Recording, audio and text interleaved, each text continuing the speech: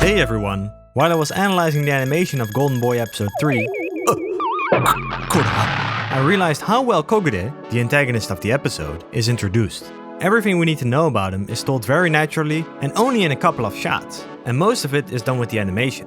Let's have a look. So in introducing Kogure, what Golden Boy wants to get across first is that he's a rich businessman. This is also done with his appearance. The nice shoes, the suit, and the tidy hair all help in this regard.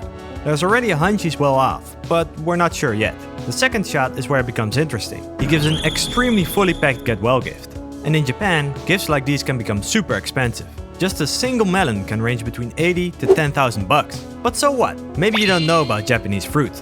But what you can see is that the gift is large and hefty. And this is sold in the animation. In the first pose, he's tilted to the side and his shoulders hang low. We can already see it's quite heavy. And to get technical, what the animation director wants is that Kogure puts it down here, in this pose. And it's up to the animator to emphasize the heaviness by using the in-betweens very well. Meaning, the drawings in between the poses. To get the gift to the other side, Kogure needs to get it in front of him first. He slowly lowers the gift and quickly moves it in front of him. And the weight of it makes his body dip down. He uses both hands to lift up the gift and carry it across. He tries gently lowering it, but the gift is so heavy that he gets out of balance and it drops down. You can clearly see this in his leg. He takes a little step to correct his stance. And the pull of the weight forces his body to move downwards into his final pose. The gift doesn't move after it's placed, emphasizing its heaviness. Then Kogure stands back up. All in all, the gift has a lot of impact on how his body moves. That makes it feel heavy.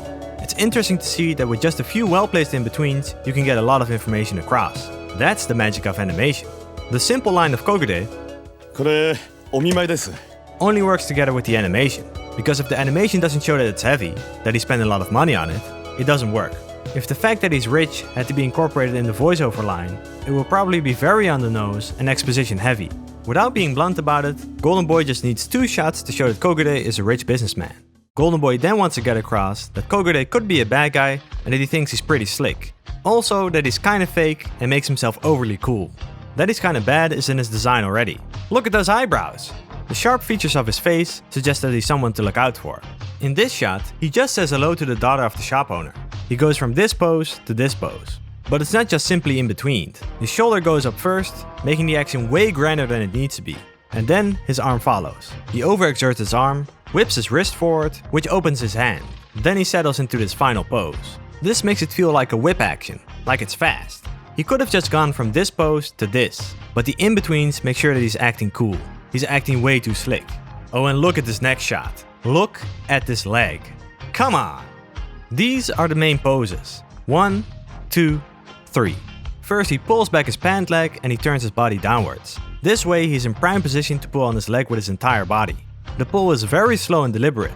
He knows what he's doing. His lower leg just pops up. As he slowly drops his leg, it gets straightened out more. He slaps it down in the end, which causes it to bounce up and down. And then he settles into this amazingly awesome cool guy pose. It's such a fancy pose.